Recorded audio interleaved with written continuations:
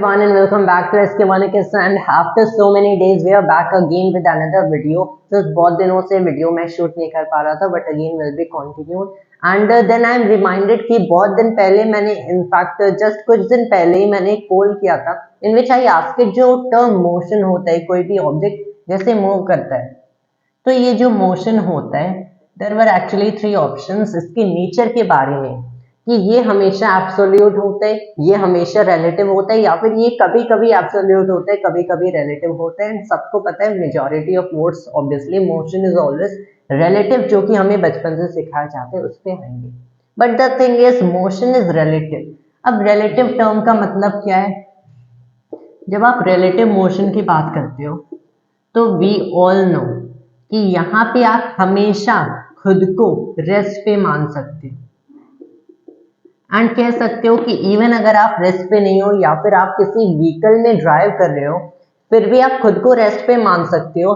And ये you can assume this कि जो भी ट्रीज या फिर बिल्डिंग्स आप देख रहे हो पूरी अर्थ पीछे जा रही है विद द सेम वेलोसिटी जिससे आप आगे जा रहे हो with respect to some other man standing on the highway.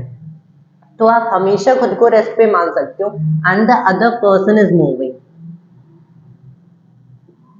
तो this is what actually it means कि you are considering relative motion. लेकिन द थिंग इज कि ऑल्दो हम लोग खुद को रेस्ट पे मान रहे हैं एंड वी नो कि किसी अदर पर्सन की फ्रेम ऑफ रेफरेंस में हम लोग मूव कर रहे हैं with a certain velocity, trees की फ्रेम ऑफ रेफरेंस में या फिर ऑल द बिल्डिंग्स के फ्रेम ऑफ रेफरेंस में हम लोग तो एक्चुअली मूव कर रहे हैं। हमें फील नहीं होता है कि we are in motion, that is हमें एक्चुअल में you can not feel it कि आप मोशन में हो। इसीलिए जब भी कोई भी object constant velocity, this term is very important, constant velocity से मूव करती है तभी वो खुद को रेस्ट पे मान सकते हैं, कह सकती है उसके लिए मोशन रिलेटिव है। जब आप एक्सेलरेट कर रहे हो, जब भी आप एक्सेलरेट या फिर डिसेलरेट कर रहे हो, इसे फील किया जा सकता है, इसे इसकी एक सेंसेशन होती है। इसीलिए इट इज अ टर्म, इस ना ऐसे लाइंस कहा जाता है कि human body is not a speedometer, it is an एक्सेलरेटोमीटर।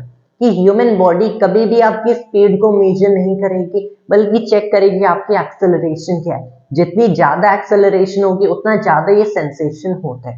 तो it is something like this. आप किसी भी स्पीड से मूव कर रहे हो, आप nearly just in a certain case speed of light तक पहुंच जाओ। एटलीस्ट इन क्लासिकल मैकेनिक्स हम लोग क्या देखेंगे, हम लोग तब भी मोशन को रिलेटिव मान सकते हैं। इन न्यूटोनियन फिजिक्स तब भी मोशन इज रिलेटिव, लेकिन ओनली एंड ओनली इफ ये कांस्टेंट स्पीड हो एंड सेम डायरेक्शन, मतलब वेलोसिटी कांस्टेंट होनी चाहिए। जब वेलोसिटी चेंज करती है टाइम के साथ तो आपके पास एक एक्सेलरेशन होता है। जब भी आपके पास एक्सेलरेशन होगा तो हमें एक सेंसेशन मिलती है कि हम लोग एक्सेलरेट करें। It is something like this, जैसे आप एक कार में बैठे हो, the car basically as the car gains speed ये एक्सेलरेट करती है फॉरवर्ड डायरेक्शन में, you feel pushed towards the backward seat. आपको ऐसा फील होता है when the driver will apply brakes you will feel pushed forward. तो आपको एक सेंसेशन मिलती है कि आप पे कोई फोर्स एक्ट कर रही है। एंड सिंस आप पे एक फोर्स एक्ट करिए यू कैन से कि आप ये फील कर सकते हो, बता सकते हो कि आप मोशन में हो। तो इस केस में एक्चुअल में मोशन एब्सोल्यूट हो जाता है कि it is no longer relative. We know कि कौन मोशन में है एंड कौन रेस्ट पे है। Where while accelerating is having the sensation या फिर फोर्स, जो कि बेसिकली स्यूडो फोर्स का कंसेप्ट से डिफाइन हो सकता है, इज एक्चुअली मोशन, जो कि एक्सेलरेशन ये सेंसेशन नहीं फील कर रहा है, इज एट रेस्ट। तो जब भी आपके पास कांस्टेंट वेलोसिटी हो उस केस में sometimes motion is relative and sometimes it is absolute. तो इसका जो करेक्ट आंसर है इट इज एक्चुअल में motion is sometimes relative sometimes absolute. Again motion को आप रिलेटिव ऑलवेज अगर आपको मानना हो तो एक ये सर्टेन केस में आप कर सकते हो। And how will be that? आप बेसिकली क्या कर सकते हो कि ये जो एक्सेलरेशन आपको मिल रही है, जो बैकवर्ड डायरेक्शन में फोर्स, इससे एज अ दूसरा एक्सटर्नल फोर्स मान सकते हो and you can say like it is gravity. जिसे Einstein called it basically gravity. उन्होंने बताया कि gravity and acceleration are same things. Imagine yourself in an elevator, as it will go down आप feel करोगे कि आपका वेट कम हो रहा है, and as you are having this kind of sensation, आपका वेट कम हो रहा है, and you will even realize it on the weighing scale. आप फील करोगे कि you are experiencing a force upward, elevator ऊपर जाती है, एक्सपीरियंस फोर्स डाउनवर्ड, तो यू कैन टेल कि एलिवेटर रेस्ट पे या फिर मूव कर रही है। Obviously in this case you can definitely tell elevator move करिए, कौन से डायरेक्शन में, ये एक्सेलरेट कर रही है। तो what you can do is basically, ये जो एक्सटर्नल फोर्स की सेंसेशन आप फील कर रहे हो, इसे एज ग्रेविटी इनकॉर्पोरेट कर सकते हो इस सिचुएशन में, and still call yourself at rest and all the other objects are moving. कैसे? आप एलिवेटर में हो, ये एलिवेटर ऊपर एक्सेलरेट कर रहा है, हमें पता है कि इस पर्टिकुलर सिचुएशन में जो normal reaction force on a weighing scale आती है, ये mg+a आती है।